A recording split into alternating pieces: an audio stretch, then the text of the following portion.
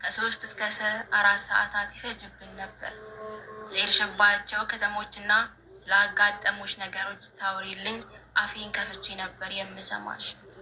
ግን እህት አለሜ ጓደኛዬ በመስቀል ላይ ስለተሰራው ስራ፣ ስለ ቅዱሳን ክብር፣ ስለ ንስሐ ጥቅም ለምን አልነገርሽኝም? አያስፈልጋትም ብለሽ ነው? በየጊዜው ከውጭ ስትመጪ ስጦታ ታመጭልኝ ነበር። ዛሬ እንኳ ይዞ የነበረው ቦርሳ አንቺ የሰጠሽኝ ነው። አንገቴ ላይ የነበረው ሀብል እንዲሁ ለእኔ ስጦታ መስጠት ደስታሽ ነበረ። ግን እህት አለሜ መጽሐፍ ቅዱስ ለምን አልሰጠሽኝም? አልዋሽም። ስለ መንፈሳዊ ነገሮች ከሌሎች ጓደኞቻችሁ ጋር ሆነን ስታወሩ ሰምቻለሁ። ስለ ታዋቂ ሰባኪያኖች፣ ስለ ካህናት፣ ስለ ዘማሪያን፣ ስለ ዲያቆናት፣ ስለተማራችኋቸው ትምህርቶች ስታወሩ ሰምቼ አውቃለሁ። ግን ለምን ለእኔ በሚስጥራተ ቤተ ክርስቲያን መሳተፍ መቁረብ እንዳለብኝ አልነገራችሁኝም? ለምን ከሞት እንደሚያድን ከሲኦል እንደሚታደግ አልተረካችሁልኝም? እሺ እልኮ ነበር፣ ታስረዱኝ ሰማኮ ነበር። ዛሬ እንደሆነ ሰይጣን ያለ ዕድሜ አይቀጥፈኝም ነበር። ደግሞ እየሸፈነ ነበር፣ መላእክቱን ይጠብቁኝ ነበር። አሁንማ አበቃ፣ ጊዜው አልፏል አለኝ። ወደዚህ ስፍራ አመጡኝ። በጣም ያስፈራል እህት አለሜ፣ ለማስረዳት እንኳ ያስቸግራል። ማንም ወደዚህ እንዲመጣ አልፈልግም።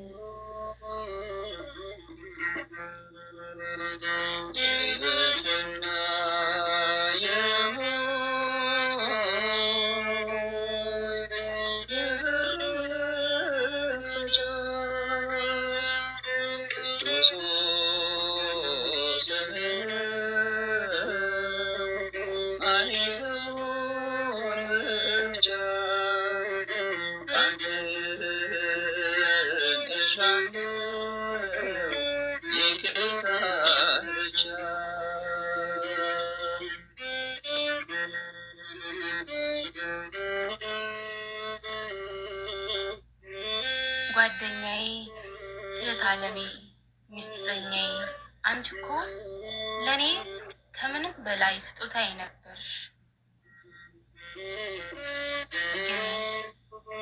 ግን እህት አለሜ፣ መልካሙን መንገድ ትተሽ ያለውን መንገድ አሳየሽኝ። አስተማሪ ነበርሽ። ስለ ብዙ ነገር ያስተማርሽኝ አንቺው ነሽ። ግን ስለ መንፈሳዊ ሕይወት ለምን አልነገርሽኝም? በእርሱ በአምላካችን በክርስቶስ ኃጢአታችን እንደተሰየረልን የዘላለም ሕይወት እንደሚሰጥ ለምን አላወራሽልኝም? ብዙ ቀን ሲኒማ ስንሄድ አንድ ቀን እንኳ ቤተ ክርስቲያን እንሄድ ለምን አላልሽኝም? ልብ ያዘነብሽ፣ ተቀየምኩሽ እህት አለሜ። ምንም እንኳ ባዝንብሽም ሁሌም ጨክኜ አንቺ ማኩረፍ አልችልም። ታውቂ የለ መልካም ሕይወት ይሁንልሽ። አምላክሽ ያሰብሽውን ሁሉ ያሳካልሽ። ሁልጊዜም እወድሻለሁ።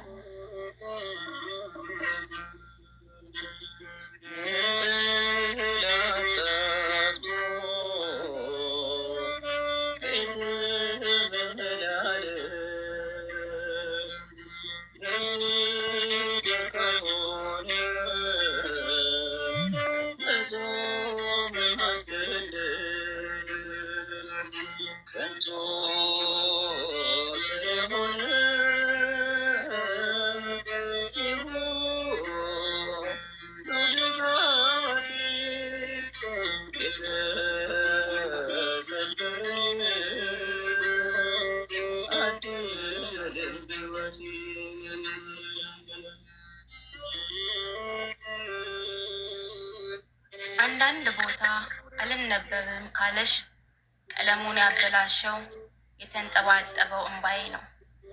ደህና ሁኝልኝ። አክባሪትሽ፣ ጓደኛሽ፣ ሚስጥረኛሽ፣ ባልንጀራሽ ማኪ ነኝ ከታች ከሲኦል። ሔዋን ከእንቅልፏ በታላቅ ድንጋጤ ነቃች። ህልም ነበር። በህልሟ ያነበበችው የማኪ ደብዳቤ ግን በጣም አስደንግጧት ፊቷ ላይ ላብ ችፍ ብሏል። የተንቀጠቀጠች ስልኳን አነስታ ወደ ማኪ ደወለች። ስልኩ ተነሳ። ያነሳችው ግን ማኪ አልነበረችም። እነ ማኪ ቤት ለቅሶ ይሰማል። ጓደኛዬን ማኪን ፈልጌ ነው አለቻቸው። ያነሱት እናት ነበሩ።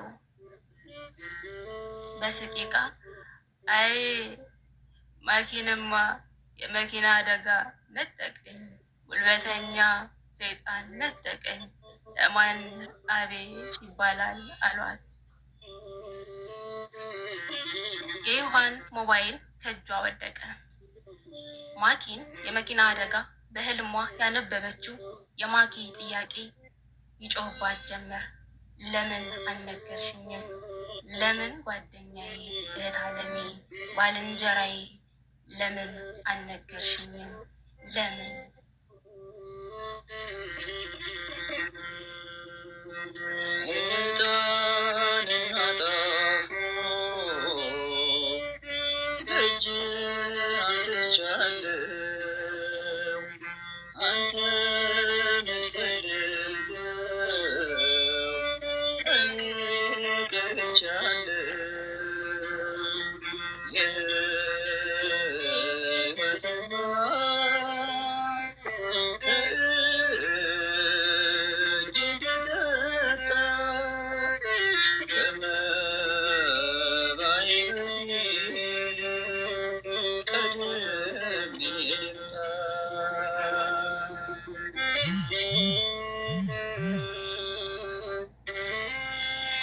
በእውነት ይህ ታሪክ ለእኛ በስሙ ክርስቲያናዊን ተብለን ለምንጠራ ክርስቲያኖች የእውነት አሳዛኝና አስተማሪ ጽሑፍ ነው።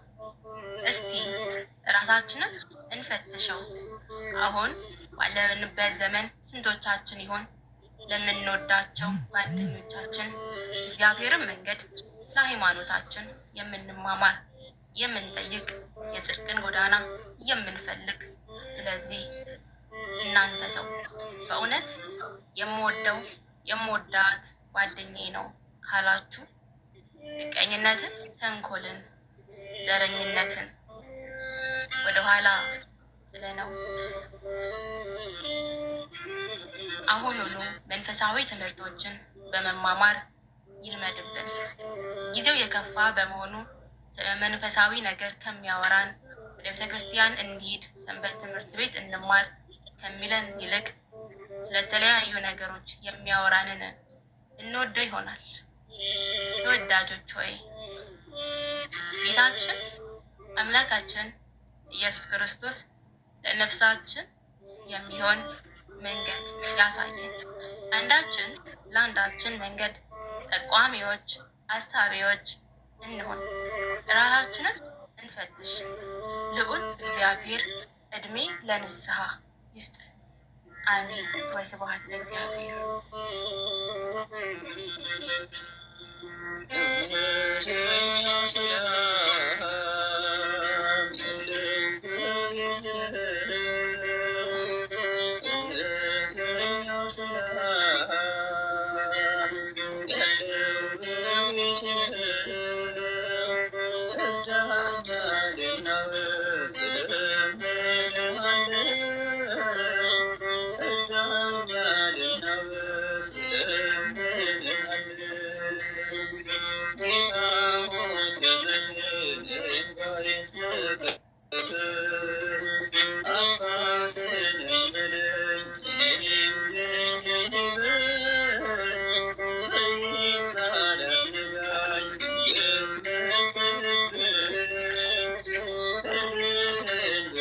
God.